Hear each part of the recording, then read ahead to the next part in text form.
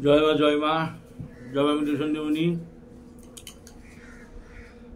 আমি আপনাদের সান্নিধ্যে একটি বিদ্যে দিতে চলেছি, যেটি হচ্ছে অন্যের মনের খবরও জানা। অন্যের মনের খবরও জানা। আমার YouTube channel Maa Mrityu Sanjeevani, PG black magic and Bengali, Thakurbari Panchamukhi এবং পিজি তাবিজার, এই চারটি চ্যানেলে এই ধরনের বহুবিধ মন্ত্রাদি দেওয়া আছে। তাছাড়া ফেসবুক পেজ প্রদীপ গাঙ্গুলি, যারা দেখেননি দেখে আসবেন, সেখানেও নানানবিধ মন্ত্রাদি উপস্থাপন আমি করেছি। এই ধরনের বহুবিধ মন্ত্র সেখানে আছে। আমি তার মধ্যে একটি অন্যতম বিদ্যা আপনাদের সামনে পেশ করবো, সেটা হচ্ছে অন্যের মনের খবর বলে দেওয়া। এবার অন্যের মনের খবর কি করে বলা যাবে, বা অন্যের মনের খবর কি করে বুঝতে পারবেন? একটা মানুষ আসবে আপনার সামনে, একটা মানুষ আসা মাত্র তার মনের মধ্যে কি কলকবজা চলছে আপনি সেটা সবিস্তারে পুঙ্খানুপুঙ্খভাবে তাকে বিস্তারিত বলে দিতে পারবে। মানে একটা ম্যাজিক না, মানে কি করে আমি বলে দিতে পারবো একটা মানুষের মনের খবর?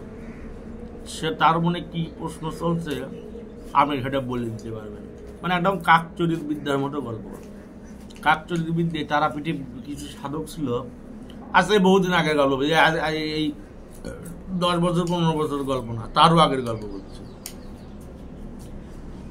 তারাপীঠে কিছু কিছু সাধক ছিল যারা কাকচরিত বিদ্যা জানত এবং তারা উল্লুকতন্ত্রে পারদর্শী ছিল। কুরুকুল্লা, কুমারীতন্ত্র, স্ফেতকারিণী বিদ্যে বা মুন্ডমালিনী তন্ত্রে তারা পারদর্শী ছিল। এই ধরনের কিছু কিছু অ্যাকচুয়ালি তান্ত্রিক না, সাধক খামের মানুষকে আমি চিনতাম, যাদের সঙ্গে আমার চলাফেরা ছিল, ভালোবাসতো। আমি যেহেতু বয়সে ছোট ছিলাম, যে কারণে তারা আমার ভালোবাসতে বেশি। আমি ছোটবেলা থেকে কটর কটর করে কথা বলি বেশি। একটা বহু মন্ত্র আমার মুখস্থ ছিল, সেই সময় বহু মন্ত্র মুখস্থ ছিল। বাবার সাথে গেলাম, গিয়ে সেইখানে সাধুদের সাথে দেখা, বাবারও চেনার পরিস্থিতি ছিল। তো তাদেরকে দেখতে একটা মানুষ, যে কোনো মানুষ তাদের যখন প্রণাম করতো, সেই সাধক অর্থাৎ সেই সাধক কামের হারমিট প্রকৃতির মানুষ কি তাদের মনের খবর সম্পূর্ণ সবিস্তারে বলে দিতে পারত। তো আমি একজন এই বিধভাবে জিজ্ঞাসাবাদ করেছিলাম যে আপনারা এইভাবে কি করে বলেন? তারা এই ধরনের কিছু তন্ত্রের কথা বলেছিল এবং কিছু সাবরী মন্ত্রের কথা বলেছিলেন, যেগুলো উচ্চারণে বা যেগুলো প্রয়োগে বহুবিধ অসাধ্য কর্ম বা বহুবিধ অসাধ্যকে সাধন করা যায়। কিন্তু এখন তারাপীঠ সেরকম একটি স্থান না। এখন মদ, গাঁজা, মেয়ে ছেলের হচ্ছে আড্ডা। তারাপীঠ কোনো কিছু নিন্দা করতে নেই, সেটা মায়ের পীঠ, মা উগ্রতারার জায়গা, মা একজোটার জায়গা, সেটা কখনো নিন্দনীয় না। সারা জীবন পূজ্যপ্রাপ্ত, পূজনীয় এবং ভালোবাসার একটি জায়গা। যাই হোক, বহু ঘেদের কারণে আমি তারাপীঠ এখন খুব একটা সামন যাই না। মা মনে আছে, যখন মা টানে যখন তখন চলে যায়। এবার কথা প্রসঙ্গ হচ্ছে তারা কি করে জানতো, কি করে কি বিধি হোক। যাই হোক, আমি যখন অ্যাকচুয়ালি প্রকৃত কর্মে যখন লিপ্ত হলাম, তারা বেশিরভাগ 90% মানুষই তখন মারা গেছে বা সেই স্থান ত্যাগ করে চলে গেছে। যাই হোক, সেসব মানুষের আর দেখা পায়নি, সেটা আমার দুর্ভাগ্য হতে পারে বা পূর্বজন্মের কোনো জিনিস হইতে পারে, যে কারণে হয়তো সেই সাধকদের দর্শন পেয়ে তাদের সাথে চলাফিরে করে, তাদের কোলে বসে, তাদের হাতে খেয়ে, হ্যাঁ, এত কিছু করিয়ে তাদের যাই হোক হারাইছি আমি। এবার হচ্ছে কি, এখন আজকে যে মন্ত্রটি দিব, এটা হচ্ছে এক ভাইয়ের কাছে পাওয়া মন্ত্রটি। মন্ত্র হচ্ছে অন্যের মনের খবর বলে দেওয়া। মানে অন্য মানুষের মনের খবর একবারে ঝরঝরা সবিস্তারে সবিনয়ে আপনি বলে দিতে পারবেন। একটা মানুষ আসবে, অনেক গুণী কাছে, অনেকে আমার কাছে কিছু কিছু মানুষ এসে বলে আমি কি করতে এসে আপনারা বলেন। আমার কাছে বলে এসে যে আমি আপনার কাছে কোন উদ্দেশ্যে এসে আমারে বলেন। আমার কাছে বহু মানুষ আসে, এসে বলে যে আমি কি করতে আপনার কাছে আছে আপনি বলেন। আমি যদি সব বলে দিই তাহলে আপনি কিসের গুণী?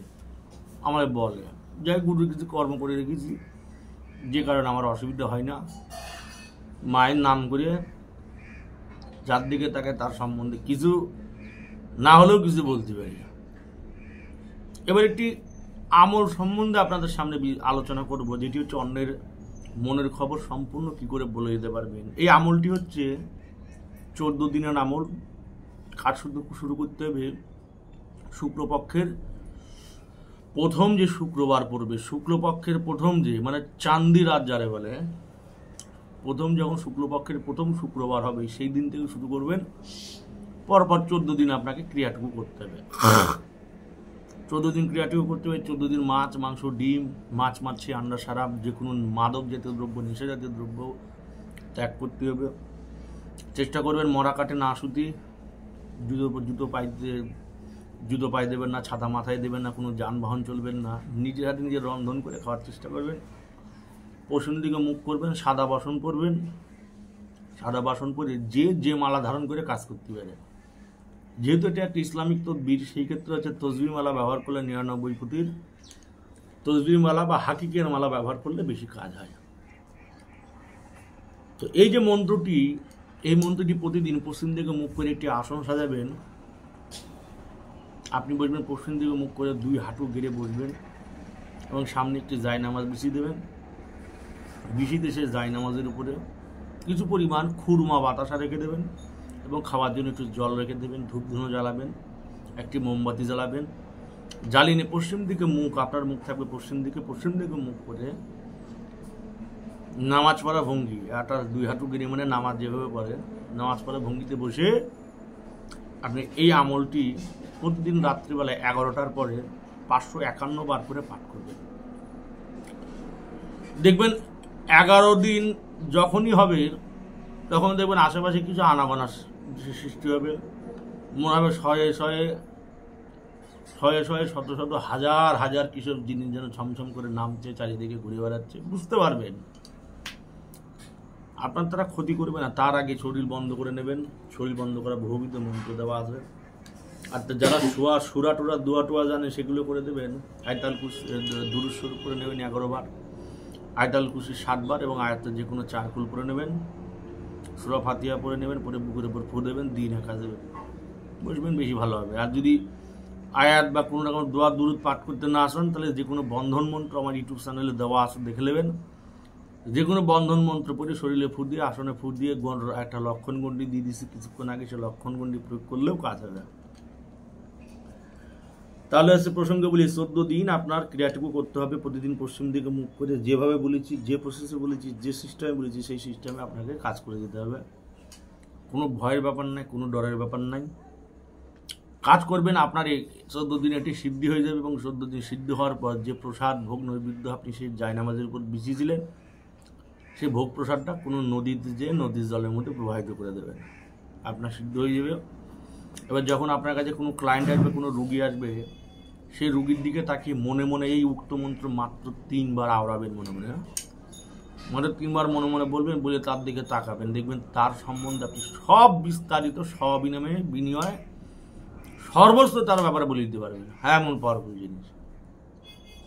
তাহলে মন্ত্রটি বলি। মন্ত্র হচ্ছে ইয়াসিন আলিফ লাম মিম ইয়া জাহেরু ইয়া বাতিনু আল্লাহু খাবির আল্লাহু সামিউন আল্লাহু জাহিরুন আল্লাহু বাতিনুন হক আল্লাহু হক আল্লাহু হক আল্লাহু।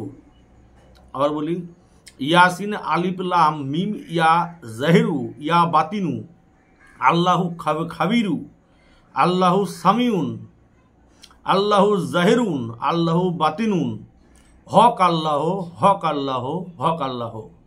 আর বলি, ইয়াসিন আলিফ লাম মিম ইয়া জাহিরু ইয়া বাতিনু আল্লাহু খাবিরু আল্লাহু সামিউন আল্লাহু জাহিরুন আল্লাহু বাতিনুন হক আল্লাহ হক আল্লাহ হক আল্লাহ। এই হচ্ছে আপনার মন্ত্র। এই মন্ত্র কাজ করবেন, অবশ্যই আপনি যে কারণে করছেন সেটা সিদ্ধ হবেই হবে। পরীক্ষিত জিনিস, বহুবার যারা দিয়েছি তারাই তো লাভ। প্রয়োগ করবেন, অবশ্যই কাজ হবে। জয় মা, জয় মৃদু সঞ্জীবনী। আমি আমার সামান্য উপস্থাপন সম্পূর্ণ করলাম। জয় মা।